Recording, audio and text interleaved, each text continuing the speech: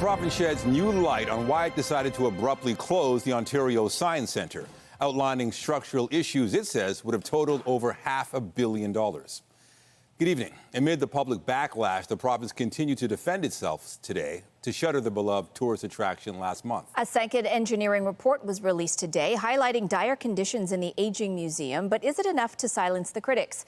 CTV's John Woodward is live at the Ontario Science Centre to bring us the latest. John. We heard about burnt-out boilers, leaking and dangerous roof panels, and asbestos everywhere. All reasons the provincial government says it's too expensive to save this science centre. Although in the same press conference, we also heard about unexpected costs of moving it, including an entirely new building we just heard about for the first time today. Holes in the ceiling, failing roof panels reinforced for now. Video of the inside of the Ontario Science Centre shows a building in dire need of repair, according to a second engineering report the provincial government produced Thursday. There is a great need of repair. In order to fix the existing Science Centre would cost $500 million, which is one of the reasons why government made a decision to build a brand new Science Centre for the people of Ontario. At the virtual press conference, officials made the case the building can't be saved. Heating, cooling, access to buildings, and now, yes, a very real health and safety concern. The Science Centre board closed the building June 21st, abruptly shutting out visitors, disrupting summer camps, and cancelling semesters of the grade 12 program known as Science School for the first time in 40 years. To see this program disappear just really breaks my heart. Difficult for Sam Miner to watch. He went to science school in the 90s before he became a professor of surgery at Dalhousie University. To think of them just tossing it away, it's absolutely unbelievable to contemplate. A deep love of the centre shared by many in Toronto. Proponents looking to save the building believe it could continue as a science centre for as little as $30 million until the new science centre is ready, instead of looking for a different interim location. Let's make the repairs instead of throwing the baby out with the bathwater.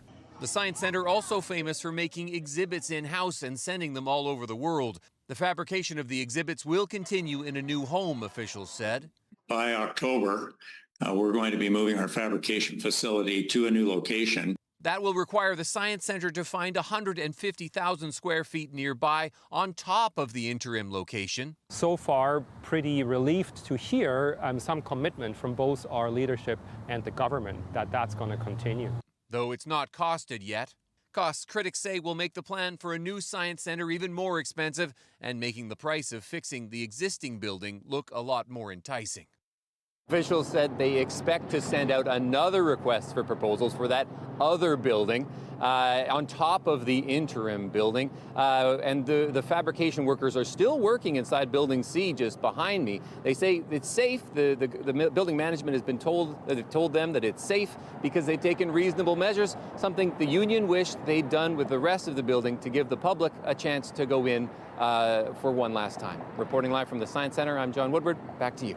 All right. Thank you, John. Also tonight, thousands of Torontonians did not receive utility bills, but now they'll have to pay for it. The sticker shock many are facing and the city's measured response.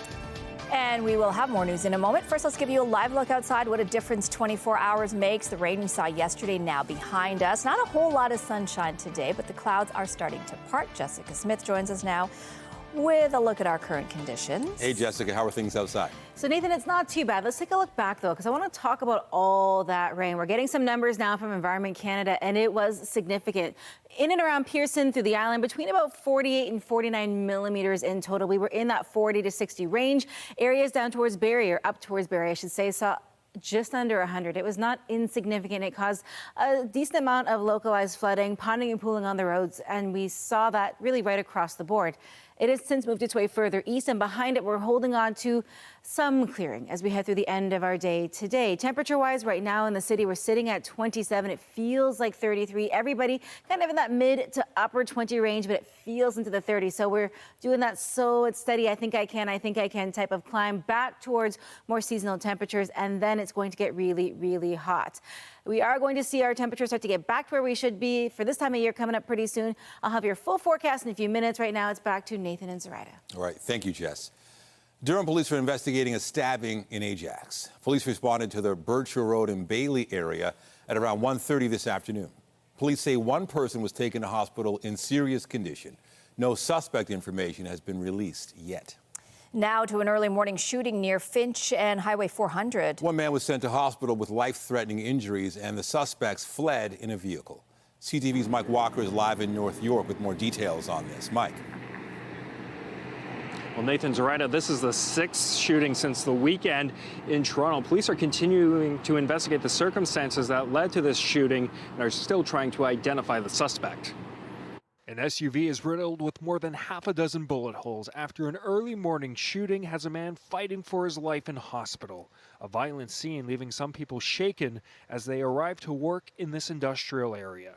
I'm shocked, it's just getting worse and worse. To go to work and find a car all shot up is just awful. Not very safe. He never had any problems until now. Shots rang out around 4:15 this morning near Finch and Highway 400. There are two scenes. The victim's vehicle was located on Oakdale Road. And just a few hundred meters north of there on Finch Avenue West, more than 20 evidence markers were scattered across the road as forensic investigators spent the morning collecting evidence. Paramedics say when they arrived on scene, they found one person with life-threatening injuries and rushed them to hospital. That's why I stay home now, because this is ridiculous. You can every day they shooting. Give me a break. It's the latest incident in a string of gun violence in the city. There has been a shooting every day since the weekend, including two separate homicides. On Saturday, a Pickering man was killed at a Scarborough gas station. And on Monday, a 16-year-old boy was shot and killed at a Parkdale apartment building. Toronto police data shows the city saw 345 shooting and firearm discharges last year. Halfway into 2024, that number is already at 253, up 69%. Shooting deaths are also up by more than 100% compared to the same time last year. It's very common now these days. I think government has to take some actions on that. People call, they're scared, they're worried, they don't understand what's going on. It's a concern City Councillor Anthony Peruzza, who represents the Humber River Black Creek area, constantly hears. Today's shooting is one of two in his ward this week. The other was a daytime shooting at a warehouse near Signet and Steeles yesterday. The access to guns and the numbers of guns and the amounts of guns out in the community is just overwhelming. Really, we need a government, a federal government especially, tackles the proliferation of guns. In this latest incident, no word yet on the circumstances that led to the shooting. Police say at least one suspect took off from the scene in a vehicle. A number of businesses here have surveillance cameras, but at this point, there is no suspect description. Reporting live, I'm Mike Walker. Back to you. Thank you, Mike.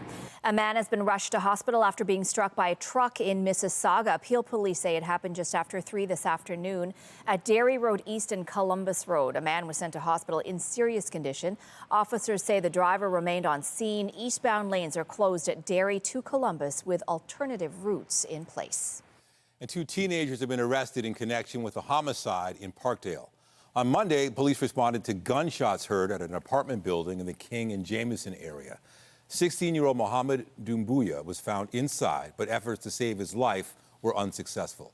Two teenagers, aged 16 and 17, have been charged with second-degree murder. The granddaughter of Frank Stronic is asking an Ontario court to order the family business to disclose any documents related to complaints of sexual misconduct against him. The filing by Selena Stronic is to determine whether any alleged misconduct happened in the corporate environment. The move is the latest in an ongoing legal battle over the management of the Stronic Group and the family's wealth. Frank Stronic was charged last month with 5 sex-related offenses involving 3 complainants, followed by another 8 charges involving 7 complainants. He is due back in court in October. York police have released images of a vehicle believed to be connected to a home invasion in Vaughan last year. Police say just before 2 in the morning on Christmas Eve of last year, 3 masked suspects forced their way into the home. They assaulted the people inside at gunpoint and demanded money. An officer encountered the suspects and fired their weapon multiple times. No serious injuries were reported. A total of 5 suspects have now been arrested and are facing 37 charges. Police are searching for a gray Ford F-150 that was in the area at the time. Investigators are also releasing video of officers responding to the scene near Forest Drive and Harmonia Crescent. Witnesses or anyone with information is asked to call York Police or Crime Stoppers.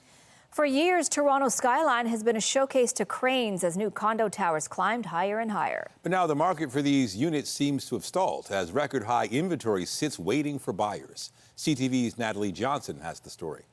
We have 2 bedrooms here. One is more of an open glass look. In prime Leslieville location, this 700-square-foot condo has unique selling features to help separate it from the pack. Barbecue gas hookup line is it makes it more like a smaller backyard. The sale made official for $715,000 2 weeks ago. You can see that it actually has a really bright view. This unit took 26 days to sell, a week faster than the current average. No small feat for the seller, considering the record number of condo listings that have flooded the Toronto region market. We're definitely seeing the most amount of units available in 1 month since we've been tracking this stat. The number of active condo listings hit a record high of 10,407 in June, up a whopping 79% from the same time last year.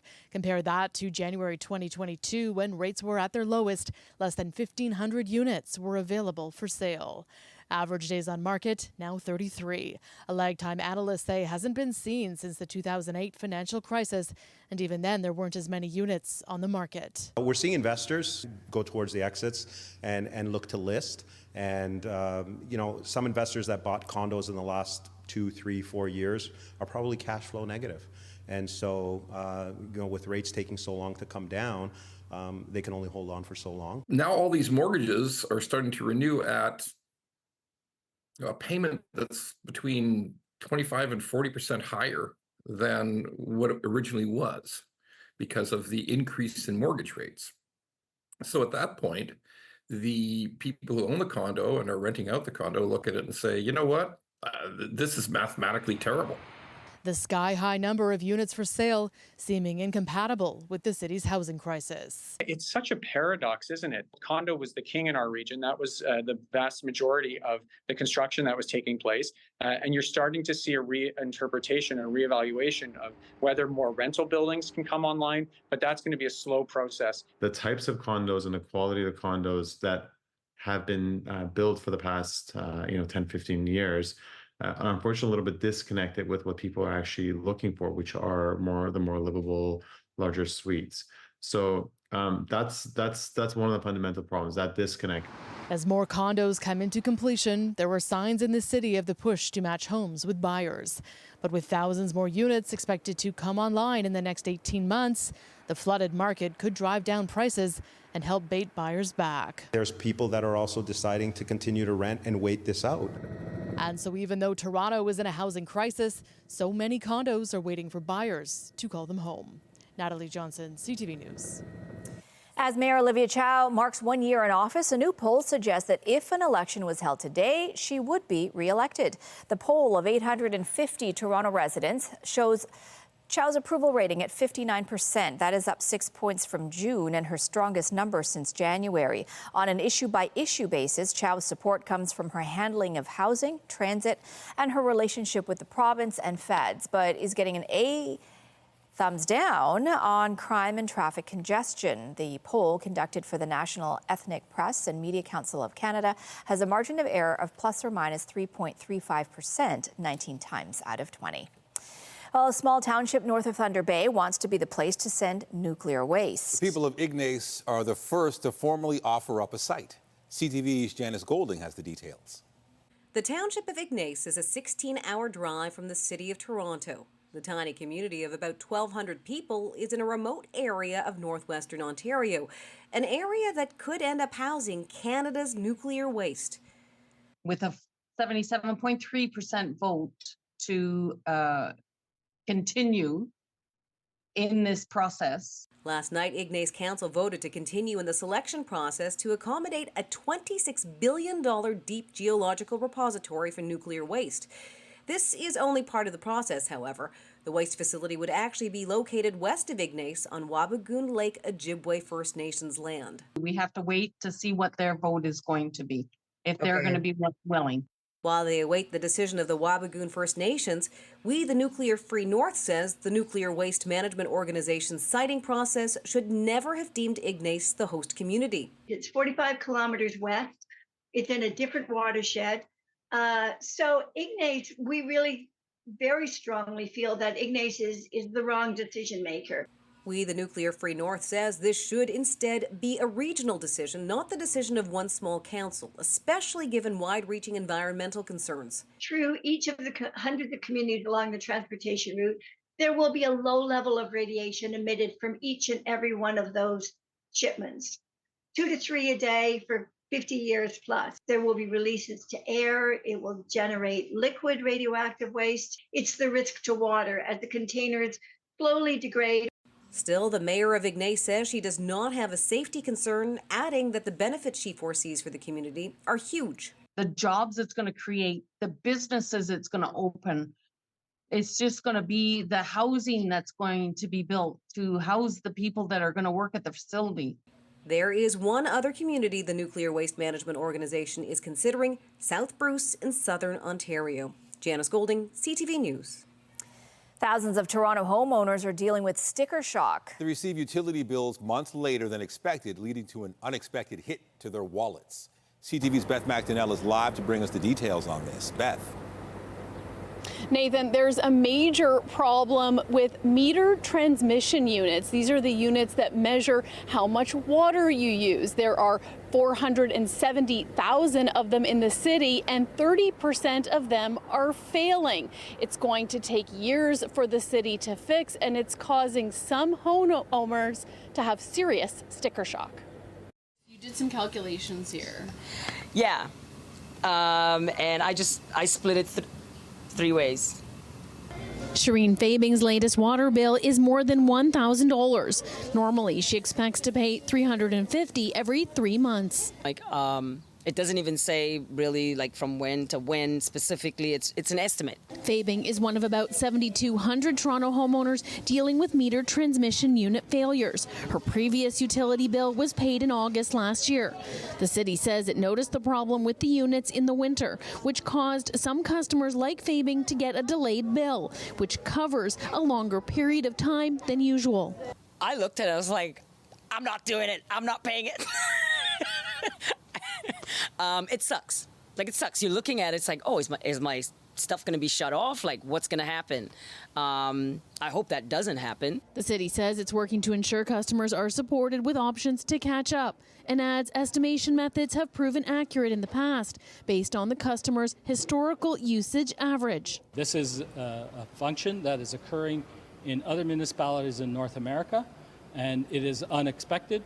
And so we're trying to address the concerns that we have with some of our billing at this time. The city says water meters are working fine. It's about the communication with meter transmission units, which are under warranty and will be replaced.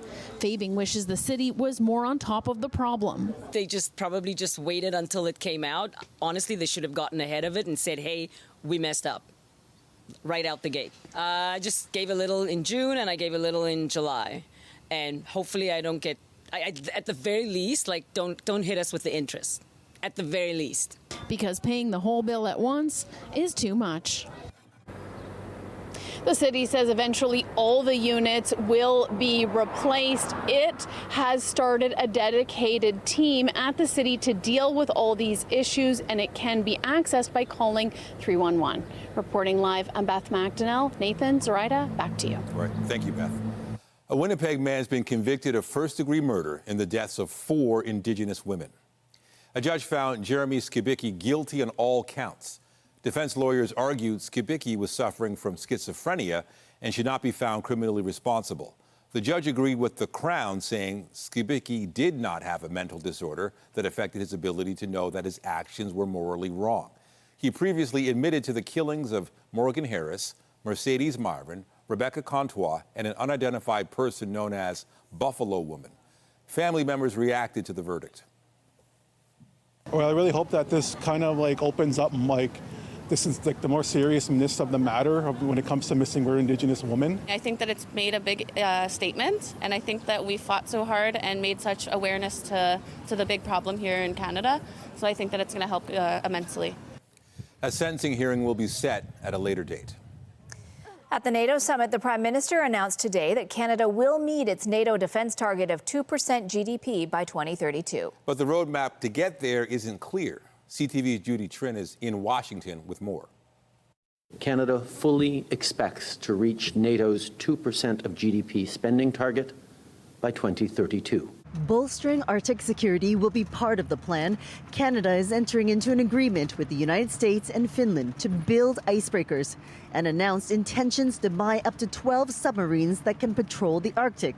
But there are no details about the costs and how we'll pay for it. The fact that those details aren't there and no money is there really undercuts the value of what they're announcing. The government only set the deadline after pressure from military allies that turned into open criticism on the margins of the NATO summit.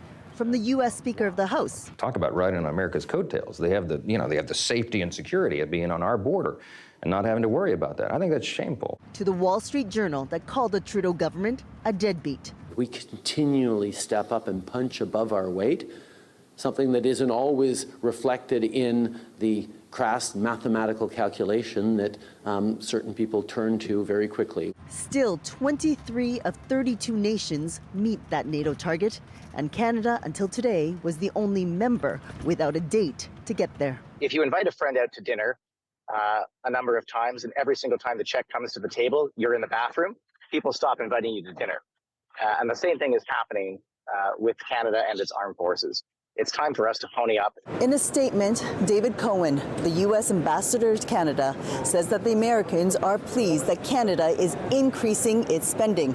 It's coming in a time when NATO is recognizing that not only Russia is a threat, but China is also working alongside the superpower. Judy Trin, CTV News, Washington. Meanwhile, Joe Biden is scheduled to hold what could be a high-stakes news conference within the next half hour. The U.S. president is being watched closely these days amid calls from within his own party to end his re-election bid. Biden's performance in last month's debate with Donald Trump has sparked concern over his ability to defeat his Republican challenger in the presidential election. Biden will take questions from reporters in his first solo news conference since November. And here in Canada, the Prime Minister is responding to speculation after a news report concerning Chrystia Freeland's role in cabinet. Trudeau says he has confidence in his finance minister, but he's also been talking to another prominent Liberal. CTV national correspondent Rachel Aiello has the story. Chrystia Freeland has been a senior member of Trudeau's inner circle for years. But after her 2024 budget failed to help the Liberals turn their political fortunes around, and her chief of staff lost a key by-election, there's rumblings about the Prime Minister potentially replacing her to satisfy worried Liberals. Today, Trudeau and his office tried to dismiss and downplay the Globe and Mail article that alleged senior advisors are questioning the job Freeland has done selling the Liberals' economic message. I have full confidence in her abilities and on the work we're going to be doing together. But Trudeau also revealed he's been talking to someone that many have speculated could make a great finance minister. Former Bank of Canada Governor Mark Carney. I have been talking with Mark Carney for years now about getting him to join federal politics. I think he would be an outstanding addition. Carney's name has come up before as a potential leadership contender. While he's not ruled out running, he's recently been making the fundraising rounds and been critical of Conservative leader Pierre Poilievre, though the high-profile Liberal has said he supports Trudeau. While there's no indication a cabinet shuffle is imminent, the Prime Minister has been known to refresh his front bench over the summer. Rachel Aiello, CTV News, Ottawa. Coming up, primary concern to find primary care. 2.5 million Ontarians do not have a family doctor, and the numbers are rising. Medical experts explain what needs to be done. Stat. And I'm Pat Ford. Coming up on Consumer Alert, cryptocurrency scams continue to be a huge problem for many Canadians. Criminals are using AI to create fake videos to post on social media. We speak with 3 investors who lost hundreds of thousands of dollars. I'll have that story just ahead. And after a dip below seasonal, as we watch that rain come through yesterday, we are seeing a return as we head into the day tomorrow, a little closer to where we should be for this time of year. Coming up, I'll have a full look at your long-range forecast as we step in towards the end of the week. Look ahead to the weekend and all that you need to know to stay safe and stay ready. We'll have all those details in a moment, and stay with us. We have another full night of great shows for you right here on CTV.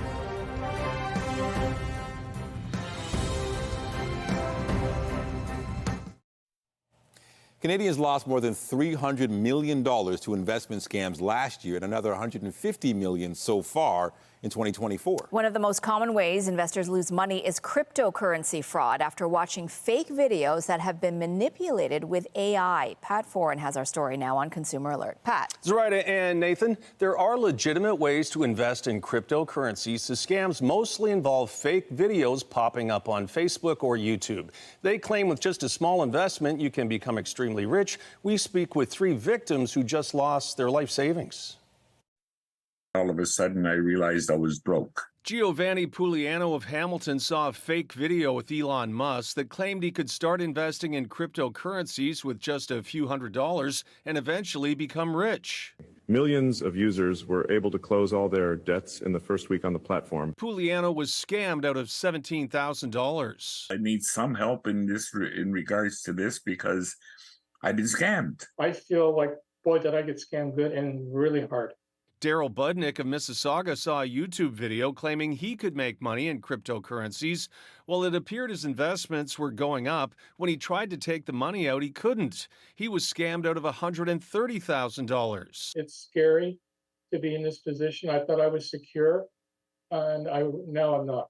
So after I invest $1,200, like within 2 weeks, it can go almost like $3,000. Mohammed Haq of Brampton says he started investing after seeing a fake video with the Prime Minister that had been manipulated with AI. We have developed an investment platform that we believe can help every Canadian safeguard their financial future. Haq thought he had amassed $424,000 in his account, but it was empty. He was scammed out of $226,000. The last moment I asked my daughter, she said, "Dad, this is totally a scam, Dad. You lose your all money." I think it's challenging for the public to be able to determine what is legitimate and what is not. The OPP released a warning saying investors are getting caught in cryptocurrency scams in record numbers. Victims are losing their homes and life savings. We're seeing attempts for suicide.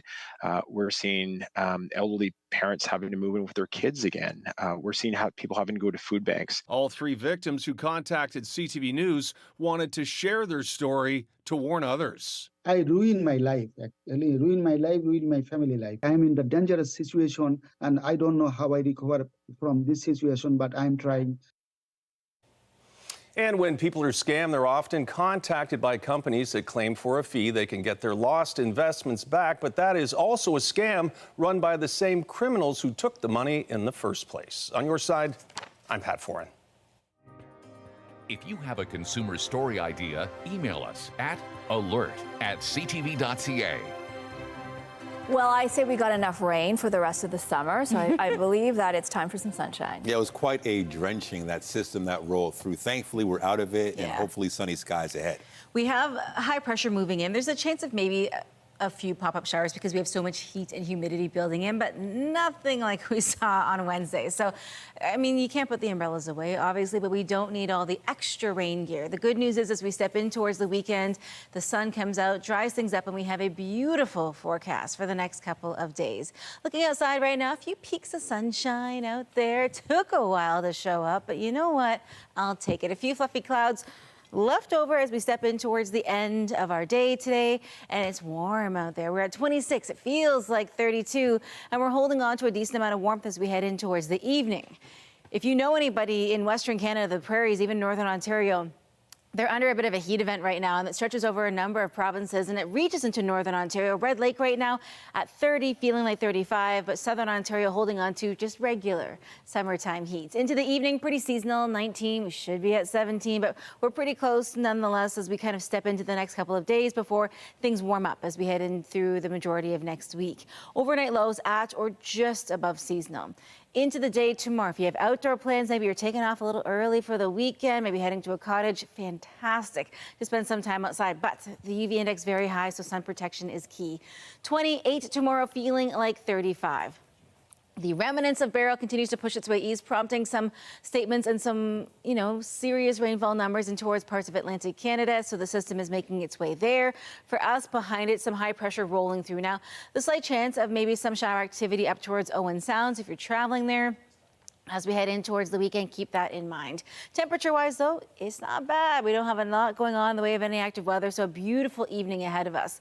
As we get ready to wrap up the week, we're holding on to sunshine, lots of daytime heating taking place, so it is going to feel a lot muggier as we head throughout the day. Some pop-up showers around southern Ontario possible, but we stay relatively clear in the downtown core and throughout the majority of the GTA. Heading into our Friday evening, those showers move their way a little bit further north and kind of park themselves around Huntsville and area. So if you're traveling again up towards the cottage, keep that in the back of your mind. Stepping into Saturday, though, really nice. It's a big day. We have lots going on when it comes to sports, so if you're spending time outside, especially into the evening, it'll be quite nice. Now, the heat is going to push its way into southern Ontario as we head throughout the weekend, so we're getting warmer and warmer. It's that slow but steady climb. So pack your patience when it comes to, spending any time outside, because you're going to need to prepare yourself accordingly. Temperature-wise, it's not too bad as we step in towards our Friday. Again, 28. We should be at about 27. As we head in towards Saturday and Sunday, it gets a little warmer and a little warmer. 29 to kick off the weekend. 30 on our Sunday, and that's before you factor in any kind of a humidex. The chance of maybe a pop-up shower, but honestly, it'll just help cool things down if it comes to fruition at all. In towards next week, we stay above seasonal. We're holding on to temperatures right around 29 degrees. It isn't until Wednesday that things start to get back to sort of normal. I'll send things back over to Nathan. All right. Thank you, Jess. Also tonight, a multi-million-dollar injection of cash for healthcare workers in this country. But will it deliver enough to improve patient care? Health is next.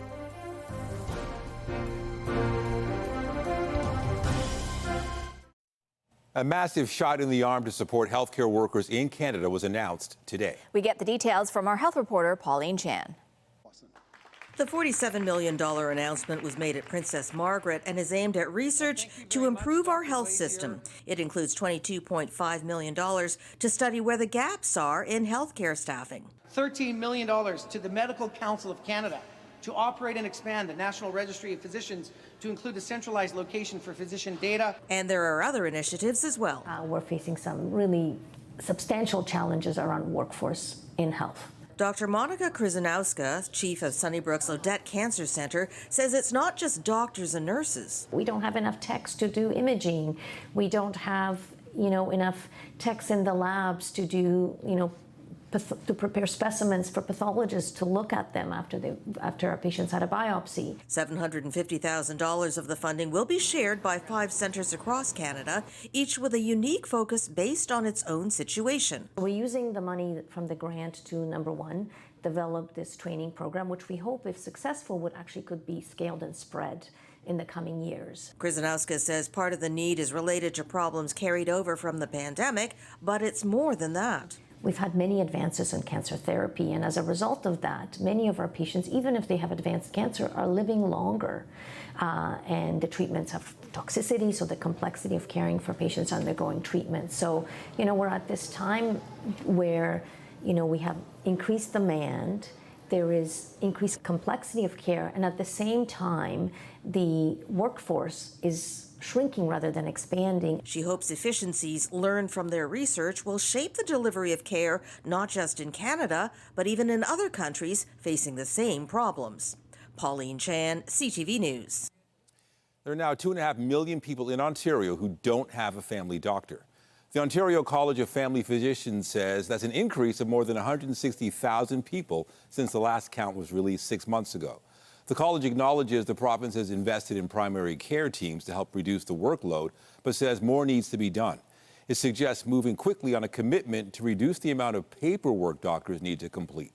The college says they spend up to 19 hours a week doing paperwork rather than seeing patients. A separate study shows another 670,000 Ontarians have a family doctor, but need to travel more than 50 kilometers to see them.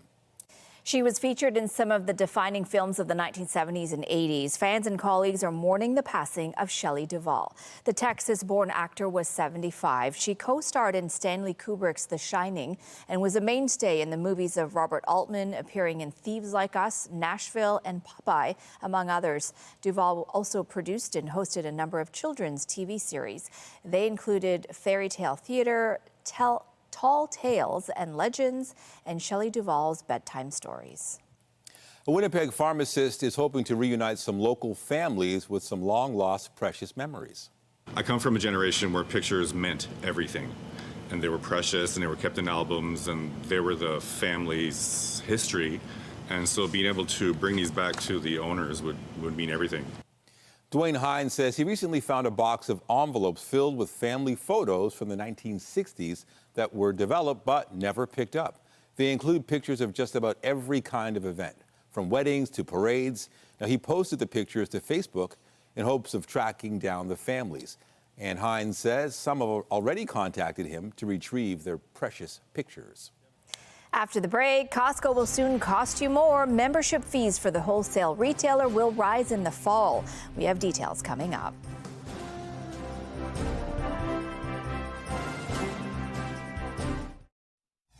There's a great need of repair. In order to fix the existing science center, it would cost $500 million, which is one of the reasons why government made a decision to build a brand new science center for the people of Ontario. Updating our top stories, the provincial government releases a second engineering report to make the case the Ontario Science Centre can't be saved without major investments. But critics say costs to open a museum at a new site make the price of fixing the existing building look even more enticing. I'm shocked, it's just getting worse and worse to go to work and find a car all shot up, it's just awful. Toronto sees the latest shooting in a string of incidents. There has been a shooting every day since the weekend. One man sent to hospital with life-threatening injuries after shots were fired near Finch and Highway 400 this morning. The suspects fled in a vehicle. We're definitely seeing the most amount of units available in 1 month since we've been tracking this stat. It appears Toronto's condo supply is outweighing demand right now. There were over 10,000 listings last month, a record. But currently, the average number of days they are on the market is 33. It hasn't been that long since 2008. And remember to keep up to date day and night through our website, ctvnewstoronto.ca, and by downloading the CTV News app. And if you have a news tip, photos, or video of breaking news, let us know. Canadian stocks finally hit a new record high today. Andrew Bell of B&M Bloomberg has the latest in business. Hello there. Toronto's benchmark stock index topped 22,500 today to set a new record closing high and up almost 8% this year. Big winners in 2024 include Loblaw, Manulife and Constellation Software, all up well over 20%. And gold stocks have also lifted the market, with Kinross rising 56% and Agnico Eagle up 40%. Among the big losers, telecom stocks. They're down 15% as investors worry about price cutting in cell phone services. On the markets, the Canadian dollar was at 73.35 US cents, down a fraction. WTI oil traded at $82.62 US a barrel, up 52 cents. Western Canadian Select Oil changed hands at $67.21, up 76 cents. And the TSX Composite ended at 22,544.13, up just under 194 points. That's the latest in business. I'm Andrew Bell of B&M Bloomberg. The Business Report is brought to you by Canadian Western Bank, the bank built for business.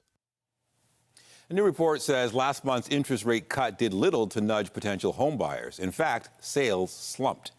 Royal LePage says Toronto and Vancouver saw slower activity in the spring, while demand outpaced supply in the Prairies and Quebec. National home sales went up by almost 2% from a year before. The real estate company expects prices to increase by 9% by the end of the year. Now we have higher levels of inventory. We have more sellers coming onto the market, but we're also heading into summer, which seasonally are slower months. More people are on vacation. Canada only has a few good months, so people are enjoying the sunshine, and purchasing a home isn't on top of mind. So whether usually it picks up in the fall market, we're going to have to see if inventory also picks up and then balances out with demand, or what happens. And then if the Bank of Canada continues dropping, I think that's when we're really going to see a shift in the market. Royal LePage says around 18% of prospective homebuyers are waiting for interest rate cuts of 50 to 100 basis points. 23% said they need to see a drop of more than 100 basis points for them to get back into the market. Costco is increasing its annual membership fees starting September 1st. Individual business or add-on memberships will go up by $5 to $65. Those with executive membership will receive a $10 increase to $130 and will also see their maximum annual rewards increased. The wholesale retailer says the fee increases will affect about 52 million memberships in Canada and the United States. You could call it a race to the future. Today, university students put self-driving technology in the fast lane in a one-of-a-kind competition. CTV's John Musselman reports. You are looking at incredibly complex model cars built by university students that are incorporating sensor fusion and the latest advances in artificial intelligence. The cars are making real-time decisions like identifying traffic lights while navigating this indoor course. This is very important because the future is here. The future is here. Self-driving cars are on the way, and we need to disseminate internationally what the technology is required and the safety features required in running self-driving cars and incorporating AI technology into these self-driving cars. Students from 8 universities around the globe are participating. Organizers set up a course inside the Weston Harbour Castle Hotel. They're very competitive, but the nice thing is you can sort of see they've been also collaborating. So it's an international group. They're students from all over the world, so they are here to compete, but they're also here to learn and grow and work together. A team from York University represented Canada. Their vehicle completed 3 successful laps. Our team name is Full Throttle SDC. The reason is that that's a car racing. We want to try run our car as fast as possible. Oh yeah, I'm still shaking. We just had our 5-minute actual test, and a lot can go wrong in 5 minutes. Even during the practice rounds, sometimes you just can't connect to the car, or it doesn't drive where you think it will right away. Experts say autonomous vehicles will make our roads safer by eliminating human error, and it will improve traffic flow. This participant from San Antonio, Texas, says it could even help Toronto's traffic one day. I think so. I experienced it coming up from Pearson. Yeah, it probably would help. There's a lot of accidents every day on highways, and I think if we sort of perfect the autonomous vehicle, then we can really have a big impact on people's lives. In the end, a team from Czech Technical University in Prague won it. The team from York University finished second. John Musselman, CTV News. 2 astronauts who took the first flight on a Boeing Starliner capsule to the International Space Station are confident they'll make it home safely. Human spaceflight is not easy in any regime, and there have been multiple issues with every spacecraft that's ever been designed, and that's the nature of what we do. That mantra you've heard, failure is not an option. That's why we are staying here now. Boeing and NASA are currently fixing several thruster issues that have kept the ship out of commission and the astronauts on the ISS longer than expected. The pair launched aboard Starliner from Florida on June 5th and docked the next day at the ISS, where they were initially scheduled to spend roughly 8 days. Engineers aim to conduct weeks of further testing before allowing Starliner to return the 2 astronauts back to Earth. In sports, the Blue Jays were looking to win their second straight series this afternoon in San Francisco. What part of the season it is? Spencer Horwitz lifts one deep right field, gone! And hit it on out of the ballpark, and a splash hit. Spencer Horwitz put Toronto up 5-2 in the 5th inning. San Francisco would get one more, but that was all. The Jays are in Arizona tomorrow night before the All-Star break begins. Maple Leaf Sports and Entertainment have parted ways with Bill Manning. He served as president of Toronto FC and the Toronto Argonauts. MLSE says Manning's exit was a mutual decision. Toronto FC has lost 6 straight in league play and are winless in 9. The Argos are 2-2 to start the CFL season. Just ahead, baggage handlers at Vancouver International Airport are given the slip by a container full of live eels. All the slippery details coming up. Tonight, questions about the future of the finance minister. I have been talking with Mark Carney for years now. Is the former Bank of Canada governor about to bump Chrystia Freeland and join the Liberals? Later on CTV National News. And a reminder, the CTV News at 6 podcast is available as a download every weeknight, and a special What's Good to those of you listening to the newscast live on News Talk 1010.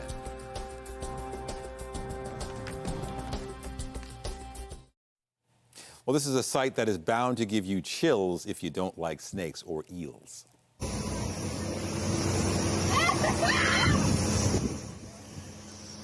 Take a look at a squeamish sight at Vancouver's International Airport. A cooler full of live eels accidentally spilled out onto the tarmac during unloading.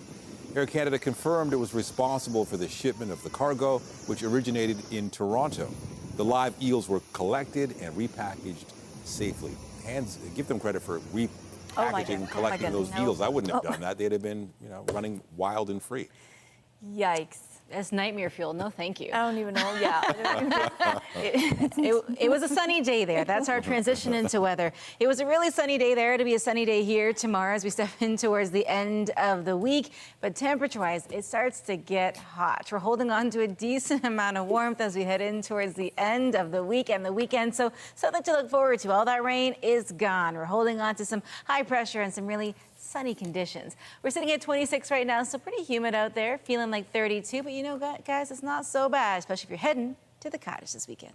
Looks good. Thanks, Jez. And be sure to join Heather Butts tonight at 11 for CTV National News, followed by myself with our next local newscast at 11:30. In the meantime, our coverage continues anytime on CP24 and online at ctvnewstoronto.ca. For Jessica Smith and all of us here, thanks for watching. Have a good night.